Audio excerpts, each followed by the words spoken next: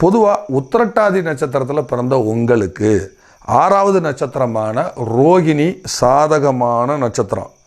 உத்திரட்டாதி, ரேவதி, அஸ்வினி, பரணி, கிருத்திகை, ரோகிணி 6வது நட்சத்திரம். இந்த ரோகிணி நட்சத்திரம் அன்று, உத்திரட்டாதி நட்சத்திரத்தில் பிறந்த அன்பர்கள் ரோகிணி நட்சத்திரம் அன்று நாவல் மரத்தின் இலையை ஏற்கனவே பறித்து காய வச்சுருக்கிறனோ, இந்த உத்திரட்டாதி நட்சத்திரத்தில் பிறந்தவங்க ரோகிணி அன்னைக்கு அந்த இலையை நல்ல ஹோரையில் லேமினேஷன் செய்து பாக்கெட்டில் வச்சுக்கிறலாம். அதே மாதிரி வாய் பேச முடியாத ஆசிரமங்கள் நிறையா இருக்குது. காது கேளாதார் ஊமை பள்ளின்னு சொல்லி நிறையா இருக்குது.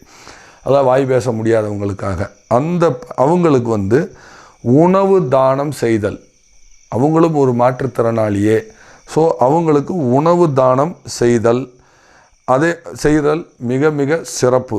அதே மாதிரி திருவானைக்கோவில், திருச்சியில் இருக்கக்கூடிய திருவானைக்கோவிலில் இருக்கக்கூடிய ஜம்புகேஸ்வரர் அவரையும் அம்பாளையும் தரிசனம் செய்வது மிக மிக சிறப்பு. அப்படி இல்லை, என்னால் அங்கெல்லாம் போக முடியாது அப்படின்னா, உங்கள் வீட்டுக்கு பக்கத்தில் இருக்கிறவங்களுக்கு கண்ணாடி யாருக்காவது தானம் வாங்கி கொடுக்கலாம்.